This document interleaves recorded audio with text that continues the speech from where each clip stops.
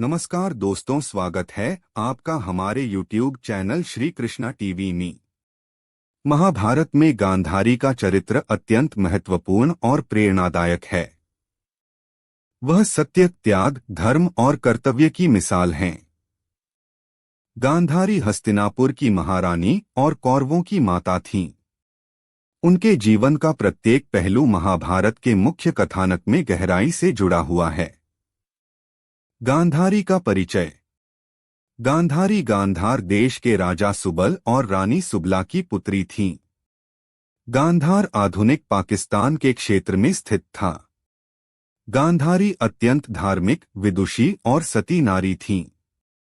उनका विवाह कुरु वंश के राजकुमार धृतराष्ट्र से हुआ था, जो जन्म से अंधे थे। गांधारी को यह ज्ञात था कि उनका भावी पति अंधा है। इस सत्य को स्वीकार करते हुए उन्होंने अपने पति के साथ समर्पण और समानता का प्रतीक बनते हुए स्वयं अपनी आंखों पर पट्टी बांध ली। उनका यह त्याग और समर्पण उन्हें आदर्श नारी के रूप में प्रस्तुत करता है। गांधारी का विवाह और त्याग। गांधारी का विवाह राजनीतिक दृष्टिकोण से हुआ था। यह गठबंधन हस्तिनापुर और गांधार के बीच संबंध मजबूत करने के लिए किया गया था। जब गांधारी को ज्ञात हुआ कि धृतराष्ट्र जन्म से अंधे हैं, तो उन्होंने निर्णय लिया कि वह भी अपनी आंखों पर पट्टी बांधेंगी ताकि वह भी अपने पति के समान जीवन जिएं। उनका यह निर्णय केवल उनके पति के प्रति प्रेम और समर्पण का प्रतीक नहीं था, बल्कि यह दिखाता है कि वह अपने जीवन में धर्म और कर्तव्य को कितनी गहराई से मानती थीं। उन्होंने जीवन भर अपनी आंखों पर पट्टी बांधकर जीवन व्यतीत किया, जिससे उनकी तपस्या और त्याग की महानता का पता चलता है।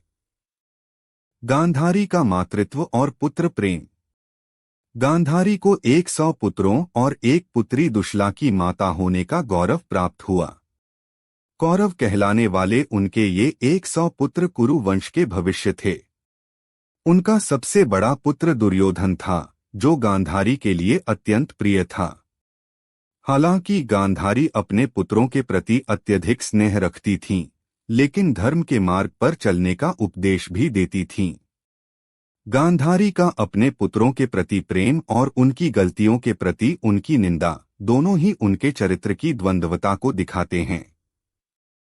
जब दुर्योधन ने धर्म और न्याय के विरुद्ध जाकर पांडवों से बैर किया, तो गांधारी ने उसे समझाने का हर संभव प्रयास किया। लेकिन दुर्योधन ने अपनी मां की बातों को नजरअंदाज कर दिया। गांधारी की धार्मिकता और तपस्या। गांधारी अत्यंत धार्मिक और तपस्विनी थीं। उनके जीवन का अधिकांश समय भगवान शिव और अन्य देवी देवताओं की आराधना में व्यतीत हुआ। उनके आशीर्वाद से ही उन्हें 100 पुत्रों का वरदान प्राप्त हुआ था। गांधारी के धार्मिक स्वभाव का परिचय तब मिलता है जब महाभारत युद्ध समाप्त होने के बाद उन्होंने पांडवों को शाप दिया। अपने 100 पुत्रों की मृत्यु से अत्यंत दुखी होकर उन्होंने श्रीकृष्ण को शाप दिया कि उनके यादव वंश का भी नाश होगा। गांधारी और महाभारत युद्ध। महाभारत के युद्ध में गांधारी का मुख्य योगदान उनकी मानसिक शक्ति और धैर्य में दिखता है। उन्होंने अपने पुत्रों और पति के कर्तव्यों पर सवाल उठाए और उन्हें धर्म के मार्ग पर चलने की सलाह दी।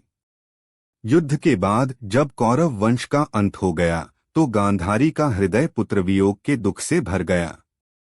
उन्होंने श्रीकृष्ण से प्रश्न किया कि वह यह सब होने से क्यों नहीं रोक सके। श्रीकृष्ण ने उत्तर दिया कि यह सब कर्मों का फल है और धर्म की स्थापना के लिए आवश्यक था। गांधारी का श्रीकृष्ण को शाप।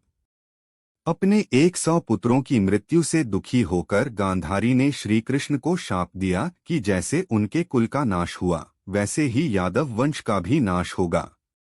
श्रीकृष्ण ने गांधारी के शाप को सहर्ष स्वीकार कर लिया, क्योंकि वह जानते थे कि यह संसार के चक्र का एक हिस्सा है। गांधारी का जीवन संदेश। गांधारी का जीवन त्याग, समर्पण और धर्म के महत्व को समझाने का एक उत्कृष्ट उदाहरण है।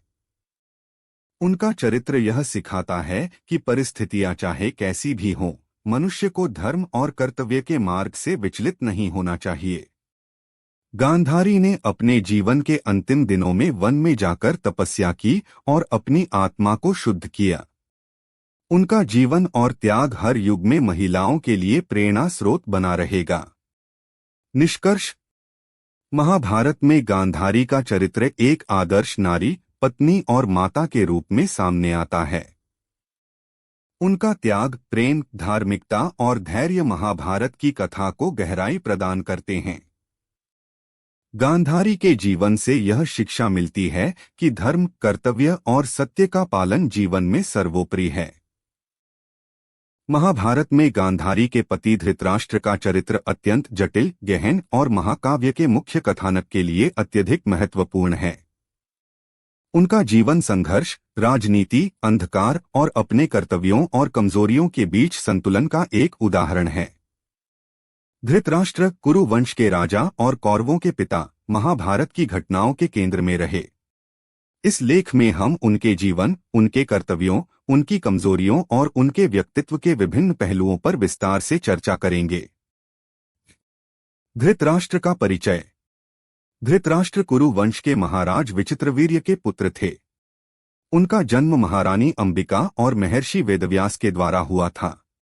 विचित्रवीर्य की मृत्यु के बाद कुरु वंश को आगे बढ़ाने के लिए महर्षि वेदव्यास को नियोग की प्रक्रिया के तहत रानी अंबिका से संतान उत्पन्न करने के लिए बुलाया गया। जब वेदव्यास ने अंबिका के सामने प्रकट होकर संतान उत्पन्न करने का प्रस्ताव रखा, तो उनके तेजस्वी और विकराल रूप को देखकर अंबिका भयभीत हो गईं और अपनी आंखें बंद कर लीं। परिणामस्वरूप उनकी संतान धृतराष्ट्र जन्म से ही नेत्रहीन थी। धृतराष्ट्र का अंधापन उनके पूरे जीवन में एक प्रतीक बन गया, जो उनके निर्णय लेने की शक्ति, कर्तव्यों और अन्याय के प्रति उनके दृष्टिकोण को दर्शाता है। धृतराष्ट्र का व्यक्तित्व। धृतराष्ट्र एक बलशाली और पराक्रमी व्यक्ति थे। वे शारीरिक रूप से इतने बलवान थे कि उन्हें हराना लगभग असंभव था। लेकिन उनका नेत्रहीन होना उनके जीवन की सबसे बड़ी बाधा बन गया। धृतराष्ट्र को अपनी इस शारीरिक कमी के कारण हमेशा हीन भावना का अनुभव होता था। इस भावना ने उनके स्वभाव को गहराई से प्रभावित किया। उनकी यह कमजोरी उनके निर्णय लेने की क्षमता में बाधा बनी। वे हमेशा अपने बच्चों, विशेषकर दुर्योधन के प्रति पक्षपाती रहे। उनका व्यक्तित्व दोहरे भावनाओं से भरा था। एक ओर वह धर्म के मार्ग पर चलने की शिक्षा देते थे और दूसरी ओर अपनी कमजोरियों और पुत्र मोह के कारण अधर्म का साथ भी देते थे। धृतराष्ट्र का विवाह और गांधारी का त्याग। धृतराष्ट्र का विवाह गांधार देश की राजकुमारी गांधारी से हुआ। गांधारी एक आदर्श पत्नी थीं, जिन्होंने अपने पति के प्रति अटूट प्रेम और समर्पण दिखाने के लिए अपनी आंखों पर पट्टी बांध ली और जीवन भर उसी अवस्था में रहीं। गांधारी का यह त्याग धृतराष्ट्र के जीवन का एक बड़ा आधार था। उनके अंधे होने के बावजूद गांधारी ने हमेशा उनका साथ दिया और उन्हें धर्म के मार्ग पर चलने के लिए प्रेरित किया। लेकिन धृतराष्ट्र अक्सर अपनी कमजोरियों और मोह से बंधे रहे। धृतराष्ट्र और कौरवों का जन्म।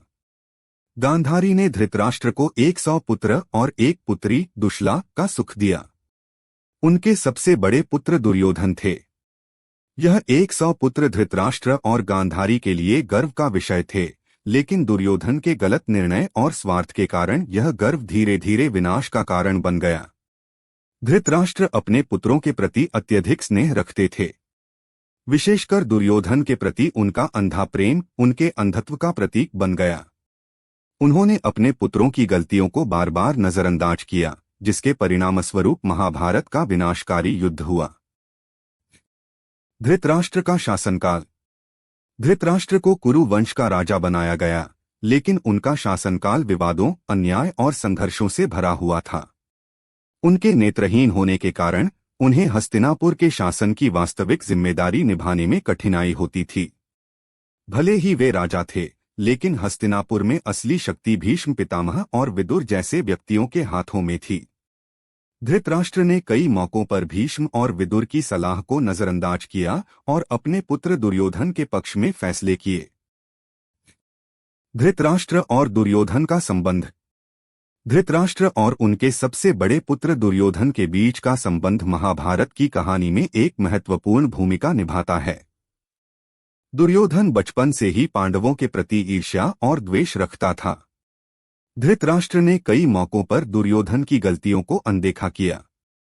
जब दुर्योधन ने द्रौपदी के चीरहरण का प्रयास किया तो धृतराष्ट्र ने न केवल उसे रोका बल्कि उसकी गलतियों को माफ भी किया। उनका यह पक्षपात महाभारत युद्ध का मुख्य कारण बना। महाभारत युद्ध और धृतराष्ट्र का व्यवहार। महाभारत युद्ध के दौरान धृतराष्ट्र का मन लगातार द्वंद्व में रहा। एक ओर वह जानते थे कि उनके पुत्र अधर्म के मार्ग पर चल रहे हैं और दूसरी ओर पुत्र मोह में वह उन्हें बचाने का प्रयास कर रहे थे। महाभारत के युद्ध के दौरान संजय ने धृतराष्ट्र को युद्ध के हर क्षण का वर्णन दिया। धृतराष्ट्र का यह संवाद संजय धृतराष्ट्र संवाद के रूप में प्रसिद्ध है। युद्ध के अंत में जब उनके सभी 100 पुत्र मारे गए तो धृतराष्ट्र अत्यंत दुखी हो गए। उन्हें समझ में आया कि उनके पुत्रों के अधर्म का परिणाम ही उनका विनाश बना। महाभारत के बाद धृतराष्ट्र का जीवन। महाभारत युद्ध के बाद धृतराष्ट्र और गांधारी ने हस्तिनापुर के राज्य को युधिष्ठिर के हाथों में सौंप दिया। इसके बाद दोनों ने वन में जाकर तपस्या की। उन्होंने अपने जीवन के अंतिम दिन वन में बिताए और आत्मा की शांति के लिए ध्यान और प्रायश्चित किया। अंततः वन में एक अग्निकांड के दौरान धृतराष्ट्र, गांधारी और कुंती ने अपने प्राण त्याग दिए। धृतराष्ट्र का जीवन और शिक्षाएं। धृतराष्ट्र का जीवन हमें यह सिखाता है कि कमजोरियां, चाहे शारीरिक हो या मानसिक, किसी भी व्यक्ति के निर्णय लेने की क्षमता को प्रभावित कर सकती हैं। उनका पुत्र मोह और अपनी कमजोरियों के आगे झुकना महाभारत जैसे विनाशकारी युद्ध का कारण बना। धृतराष्ट्र का चरित्र यह भी सिखाता है कि राजा या नेता को न्यायप्रिय, निष्पक्ष और धर्म के मार्ग पर चलना चाहिए। उनके जीवन से यह भी पता चलता है कि अधर्म के साथ कोई भी संबंध अंततः विनाश का कारण बनता है। निष्कर्ष। महाभारत में धृतराष्ट्र का चरित्र शक्ति, कमजोरी, प्रेम, पक्षपात और कर्तव्यों के संघर्ष का प्रतीक है। वह अपने अंधेपन से न केवल शारीरिक रूप से बल्कि मानसिक और नैतिक रूप से भी प्रभावित हुए। उनका जीवन महाभारत के अन्याय, धर्म और अधर्म की कहानी को गहराई से जोड़ता है। धृतराष्ट्र का चरित्र हमें सिखाता है कि जीवन में धर्म और सत्य के मार्ग पर चलना कितना आवश्यक है।